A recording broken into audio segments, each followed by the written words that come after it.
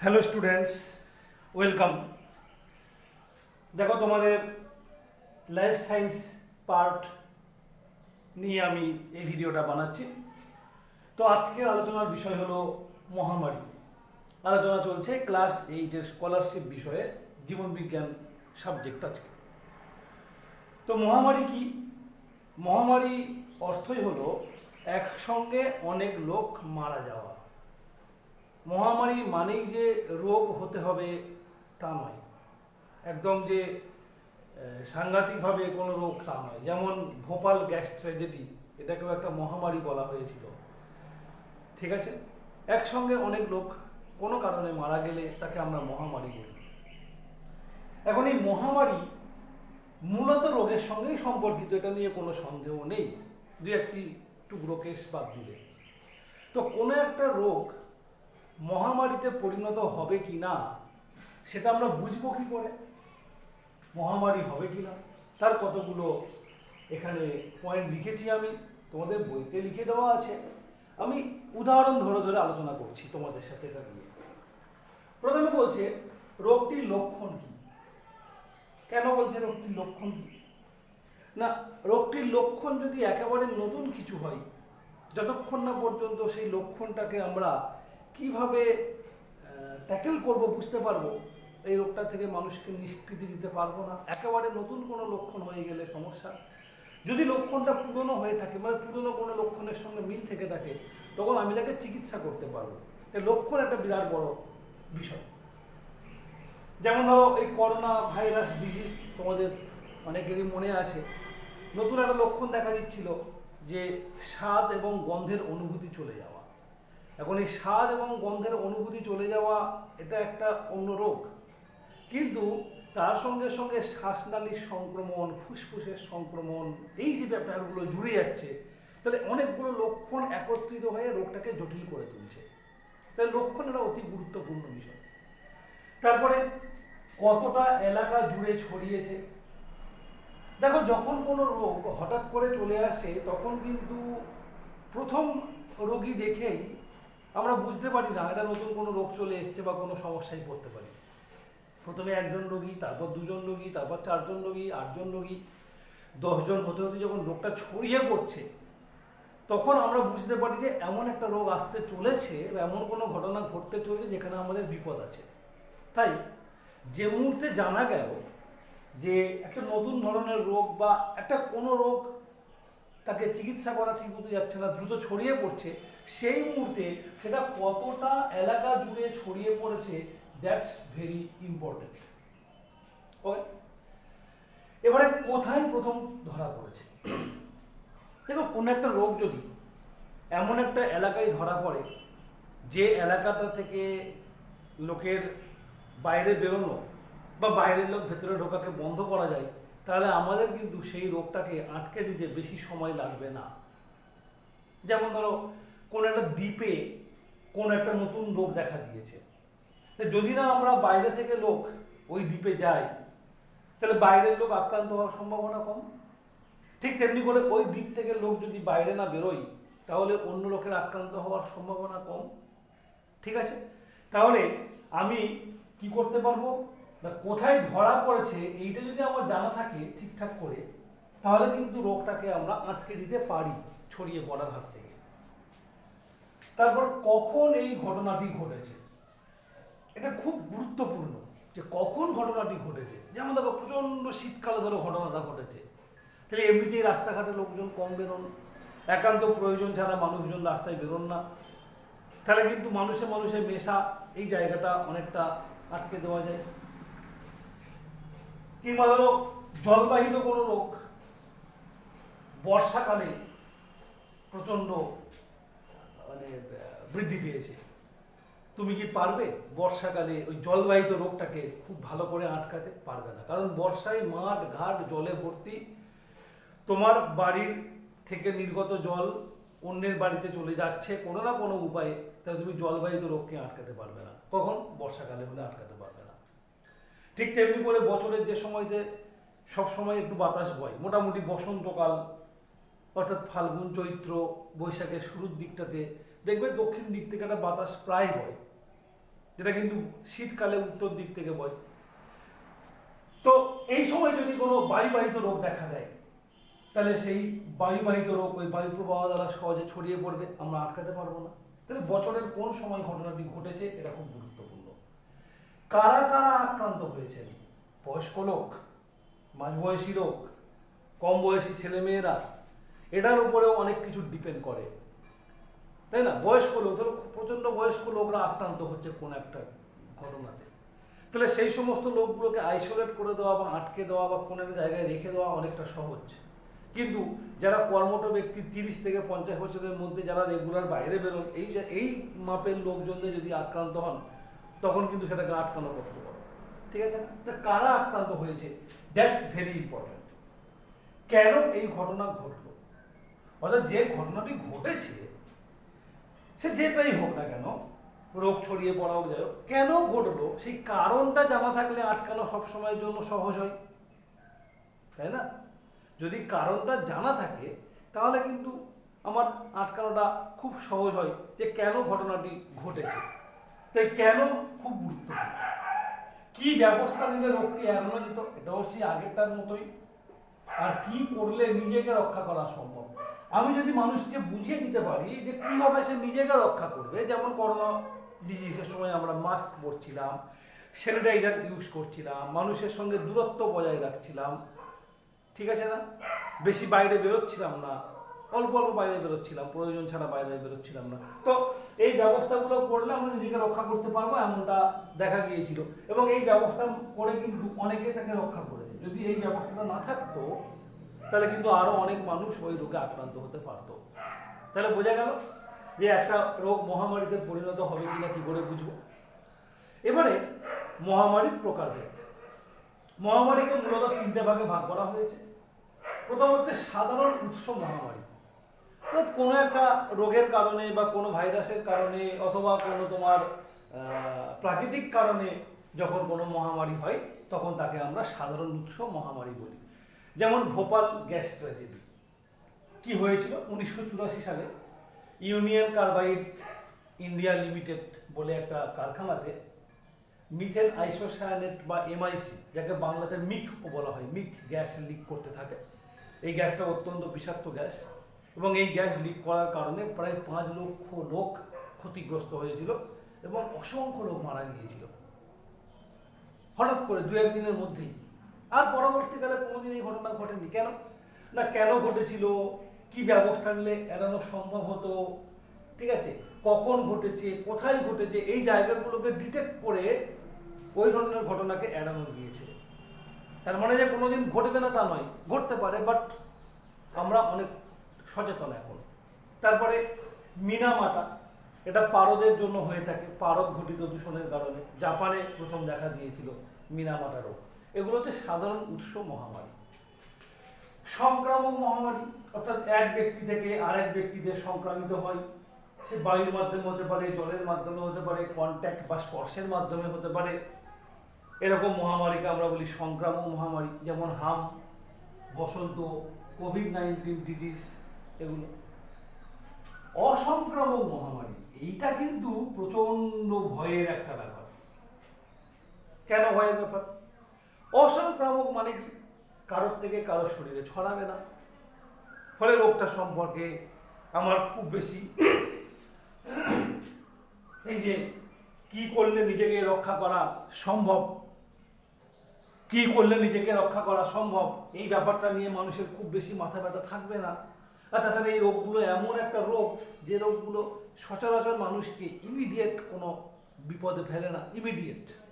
যেমন ধরো ডায়াবেটিস, আমরা সবাই জানি ডায়াবেটিস বা সুগার, যেটা বাংলায় বলছি আমরা প্রতিনিয়ত, সুগার রোগ, এটা কিন্তু ক্রমশ বেড়ে চলেছে। প্রচুর মানুষের আক্রান্ত, তোমার আশপাশে তুমি চোখ মেলে তাকাও, প্রচুর লোক। আমরা জানি কি করলে সুগার নিয়ন্ত্রণ করা যায়, কি করলে ওই রোগটা আমার আসবে না, সেটাও আমরা জানি। কি করতে হবে? নিয়ন্ত্রিতভাবে জীবনযাপন করতে হবে, খাওয়া দাওয়াতে তোমাকে নিয়ন্ত্রণ রাখতে হবে। কিন্তু এগুলো আমরা করছি না। কেন? নয় যে বললাম ইমিডিয়েট কোনো বিপদ নেই। আর আমি সুগারে আক্রান্ত হইনি মানে আমি রোগগ্রস্ত নই। যেহেতু আমি রোগগ্রস্ত নই সেহেতু আমি কোনো কিছু মানব না, বা কোনো কিছু মেনে চলবো না যেটা থেকে কিনা সুগার রোগ আমার কোনোদিন আসবে না, তাই না? যতক্ষণ না রোগ হচ্ছে ততক্ষণ পর্যন্ত মানার কোনো প্রশ্ন ওঠে না। এটাই সব থেকে বড় বিপদ। সেই কারণে ডায়াবেটিস কিন্তু একের পর এক প্রচুর মানুষকে আক্রান্ত করে চলেছে। একে আমরা বলছি অসংক্রামক মহামারী। এছাড়াও আরও কিছু তথ্য, চক্রাকার মহামারী। আগে টিকাকরণ যখন হতো না বা আবিষ্কার হয়নি তখন 2-3 বছর ছাড়া ছাড়া প্রায় হাম দেখা দিত, অসংখ্য লোক আক্রান্ত হতো। 7 থেকে 10 বছর অন্তর অন্তর ইনফ্লুয়েঞ্জা দেখা দিত, অসংখ্য লোক আক্রান্ত হতো।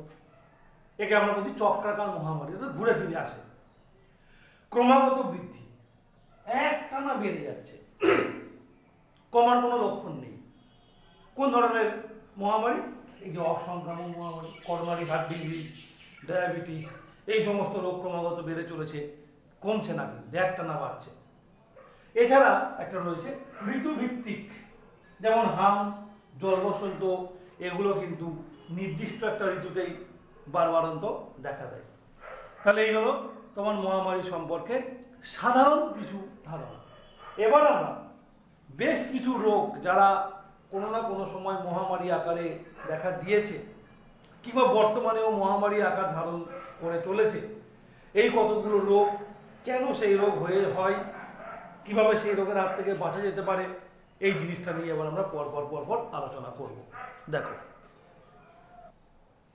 দেখো প্রথমেই যে রোগটি নিয়ে আলোচনা করা হয়েছে তোমাদের বইতে, সেটা হলো কলেরা। এই রোগের বাহককে মাছি। এই রোগের জন্য দায়ী ব্যাকটেরিয়া হলো ভিব্রিও কলেরি, বাংলাতেও লিখতে পারো ভিব্রিও কলেরি। প্রথম এই রোগটি কোথায় দেখা দেয় না 19 শতকে। 19 শতক বলতে ঊনবিংশ শতাব্দী, অর্থাৎ 1901 সাল থেকে 2000 সাল পর্যন্ত এই সময়কালকে আমরা বলছি ঊনবিংশ, ভেরি সরি 1801 থেকে 1900 সাল পর্যন্ত এই সময়কালটাকে আমরা বলছি 19 শতক। সেই সময় গাঙ্গীয় বদ্বীপ এলাকাতে, অর্থাৎ আমাদের এই এলাকাতেই যেখানে আমরা আছি, এখানেই এই রোগটি প্রচণ্ডভাবে দেখা দিয়েছিল। পরে সর্বত্র ছড়িয়ে পড়ে এবং প্রায় সকল মহাদেশে এই কলেরা মহামারী দেখা দিয়েছিল। এই রোগের লক্ষণগুলো কি কি? প্রচণ্ড বমি, শরীর থেকে সব জল বেরিয়ে যায়, অম্ল, ক্ষার ও লবণের ভারসাম্য নষ্ট হয়, চামড়া ধোঁয়াটে ও নীল করে দেয়। এই রোগ এর মূল কারণ হলো অসচেতনতা। আমরা জানি আঢাকা খাবার মাছি বসে এবং ওই মাছি অনেক নোংরা জায়গাতেও বসে এবং মাছির বৈশিষ্ট্য হলো সে কিন্তু খাবারে যখন তখন বমি করে দেয়। ফলে ওই খাবার খেলে আমাদের মধ্যে রোগ দেখা দিতে পারে। তবে কলেরা যে দেখা দেবেই তার কোনো নিশ্চয়তা নেই। তোমার শরীরে রোগ জীবাণু প্রবেশ করলে তোমার শরীরে অনক্রম্যতা রয়েছে, তোমার শরীরে ইমিউনিটি রয়েছে, সেই ইমিউনিটি তোমাকে রক্ষা করবে। যখন সেই ইমিউনিটি তোমাকে রক্ষা করতে পারবে না তখন তুমি রোগগ্রস্ত হবে। তার মানে এই নয় যে খাবারে একটা মাছি বসলো আর সঙ্গে সঙ্গে ওই খাবার খেয়ে আমি কলেরায় আক্রান্ত হয়ে পড়লাম, তেমনটিও নয়। তবে কারণ কিন্তু এটাই। তাই খাবারে মাছি বসা থেকে যদি আমরা বিরত রাখতে পারি, মাছিকে খাবারে বসতে না দিই, তাহলে কিন্তু কলেরা রোগ হওয়ার চান্স নেই। এখন কলেরা রোগ আর প্রায় দেখা যায় না। ঠিক আছে, এই হলো কলেরা। এবার আমরা পরবর্তী রোগ নিয়ে আলোচনা করব।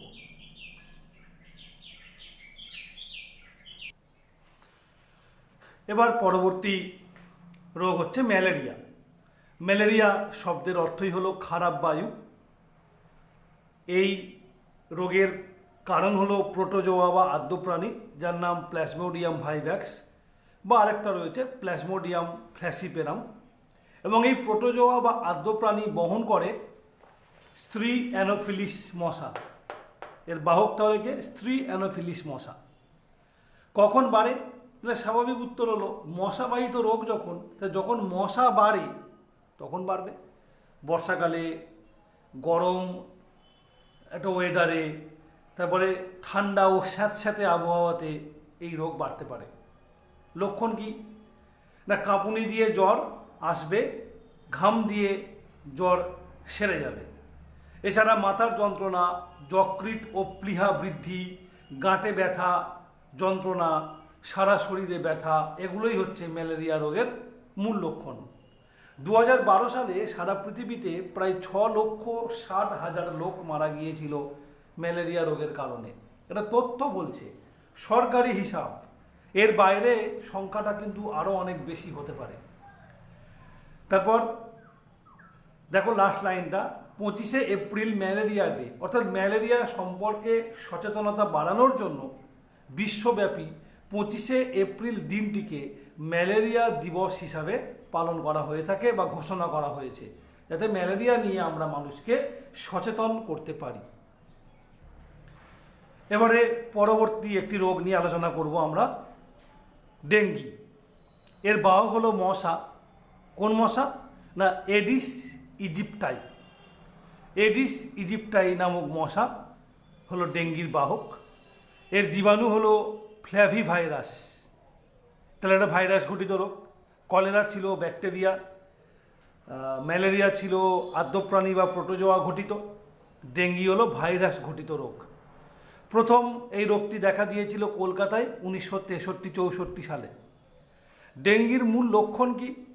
না, মূল লক্ষণ হচ্ছে অনুচক্রিকা দ্রুত হ্রাস, তাই রক্তক্ষরণ হয় বা রক্তক্ষরণ হলে বন্ধ হতে চায় না। অনুচক্রিকা হচ্ছে রক্তের একটি কণিকা। রক্তের 3 ধরনের কণিকা থাকে মানুষের রক্তে, লোহিত রক্ত কণিকা, শ্বেত রক্ত কণিকা আর অনুচক্রিকা। প্রত্যেকের নির্দিষ্ট কাজ আছে, পরে আমরা আলোচনা করব। তো এই অনুচক্রিকার কাজ হলো রক্ত জমাট বাঁধা বা বাঁধতে সাহায্য করা। কোনো জায়গা কেটে গেলে রক্তটাকে জমাট বাঁধায়। তাহলে এই রোগে যেহেতু অনুচক্রিকা দ্রুত কমে যাচ্ছে, তাই রক্তক্ষরণ হবে, রক্ত জমাট বাঁধবে না। এছাড়াও ভয়াবহ জ্বর, মাথার যন্ত্রণা, গাঁটে ব্যথা এগুলো তো রয়েছে। এমনকি শ্বেতকণিকাও অনেক কমে যায়। যদিও শ্বেতকণিকা যে কোনো রোগেই অনেকটা কমে যায়, তার কারণ শ্বেতকণিকাগুলো রোগ জীবাণুর বিরুদ্ধে বাধা তৈরি করে এবং রোগ জীবাণুর বিরুদ্ধে যুদ্ধ করে, ফলে স্বাভাবিকভাবে যে কোনো রোগেই কমে। তাহলে ডেঙ্গিতে একটু বেশি করে কমে যায়, ফলে সঠিক সময়ে চিকিৎসা না করলে কিন্তু মানুষ মারা যেতে পারে। এবং এখন এই ডেঙ্গি একটা জ্বলন্ত সমস্যা, প্রায় প্রতি বছরই বহু মানুষ এতে আক্রান্ত হচ্ছেন। এবং কলকাতাতে ডেঙ্গি আক্রান্তের সংখ্যা আমরা দেখেছি বিভিন্ন বিগত বছরগুলোতে অনেক বেশি। এছাড়াও যেসব জায়গায় মশার উপদ্রব রয়েছে সেখানেও প্রচুর পরিমাণে ডেঙ্গি ছড়ায়। ঠিক আছে, তো এই হচ্ছে আমাদের আপাতত এখানকার তথ্য, যেটা আমাদের ক্লাস 8-এর পরীক্ষার জন্য লাগবে। ডেঙ্গি সংক্রান্ত আর অন্যান্য কোনো তথ্য যদি জানার আমাদের প্রয়োজন পড়ে, পরবর্তীকালে কোনো সময় একটা ভিডিও দেওয়া যেতে পারে, কারণ ডেঙ্গি একটি জ্বলন্ত সমস্যা। এবার আমরা যে রোগটি নিয়ে কথা বলবো সেটা হলো প্লেগ। এই প্লেগ রোগের মূল বাহককে ইঁদুর। তবে সরাসরি ইঁদুর কামড়ে বা ইঁদুরের এঁটোতে খাবার খেয়ে যে রোগটা হয় তা নয়। এই রোগের নানাবিধ উপায় রয়েছে সংক্রমণের জন্য, আমরা পরে আসছি। এই রোগের ব্যাকটেরিয়াটার নাম কি? না, ব্যাকটেরিয়া ঘটিত রোগ এটা। তার নাম হচ্ছে ইয়ারসিনিয়া পেস্টিস, PESTIS। এই রোগের লক্ষণ কি? না, ফুসফুসের সংক্রমণ, রক্তক্ষরণ, লসিকা গ্রন্থি ফুলে ভয়াবহ যন্ত্রণা, মাথা যন্ত্রণা, বমি, কাশির সঙ্গে রক্ত পড়া, এগুলো হলো এই প্লেগ রোগের মূল লক্ষণ। প্লেগ রোগ কীভাবে সংক্রামিত হয়? তার নানাবিধ উপায় রয়েছে। হাঁচির মাধ্যমে হতে পারে, স্পর্শে হতে পারে, মাটির সঙ্গে স্পর্শে হতে পারে, বাতাস, এমনকি পতঙ্গের কামড়েও হতে পারে। এই যে একটু আগে বলছিলাম, প্লেগ রোগ সরাসরি ইঁদুরের কামড়ে বা ইঁদুরের এঁটো খাবার খেয়ে তা নয় কিন্তু। যেমন ধরো এই জেনোপসিলা চেওপিস, এই যে লিখেছে নিচে, জেনোপসিলা চেওপিস, এই যে মাছিটা, এই মাছি যদি প্লেগ রোগে আক্রান্ত ইঁদুরকে কামড়ায় আর তারপরে সেটা মানুষকে কামড়ে দেয়, কিংবা মানুষের খাবারে বসে, খাবারে বমি করে, সেই খাবার খেয়েও কিন্তু আমাদের প্লেগ রোগ হতে পারে। প্লেগ রোগের টিকা আবিষ্কার করেছিলেন কে? ডান দিকে দেখো নীল কালিতে লেখা। 1897 সালে ভালডেমার হাফকিন এই রোগের টিকা আবিষ্কার করেন বোম্বেতে, তৎকালীন বোম্বেতে। এখন নাম অবশ্য মুম্বাই, তখন নাম ছিল বোম্বে। আর প্লেগ রোগ কতটা মারণ রোগ? না, বিশ্ব স্বাস্থ্য সংস্থা বা WHO এই প্লেগকে প্রথম 3টি মহামারীর একটি বলেছেন। প্রথম 3টি মহামারী কি কি? দেখো, প্লেগ, কলেরা আর পিত্তজ্বর, এই 3টে হলো প্রথম 3টে মহামারী। তো প্লেগ হলো প্রথম 3টি মহামারীর মধ্যে একটি। তাহলে প্লেগ রোগ অত্যন্ত মারণ একটি রোগ। তো যাই হোক, আমরা আজকের মোট 4টে রোগের সংক্রান্ত আলোচনা করলাম প্রথম ভিডিওতে। অলরেডি আমাদের ফিজিক্যাল সায়েন্সের ভিডিওটা একটু বড় হয়ে গিয়েছে, সেই জন্য এই জিনিসগুলো তোমাদের মাথায় থাকবে না বেশি পড়ালে, অল্প করেই পড়ালাম। পরের দিন আমি এই অধ্যায়টা শেষ করব, ঠিক আছে? তো ফিজিক্যাল সায়েন্স এবং লাইফ সায়েন্স তোমরা অলরেডি পড়েছো। এবার দেখো, ডেসক্রিপশান বক্সে তোমাদের একটা লিঙ্ক আছে, সেই লিঙ্কে ক্লিক করে প্রশ্নগুলোর উত্তর দাও, অথবা তোমাদের যে হোয়াটসঅ্যাপ গ্রুপ আমার সঙ্গে যারা সরাসরি রয়েছে তারাও সরাসরি ওই লিঙ্কে ক্লিক করে, যেটা আমি পাঠিয়েছি, প্রশ্নগুলোর উত্তর দাও। তোমার অগ্রগতি নিজেই তুমি বুঝতে পারবে। আর সেই সঙ্গে সঙ্গে সপ্তাহের শেষেও তোমাদের ফিডব্যাকের ব্যবস্থা থাকছে, ঠিক আছে? চলো, ভালো থাকো আর মন দিয়ে পড়াশোনা করো।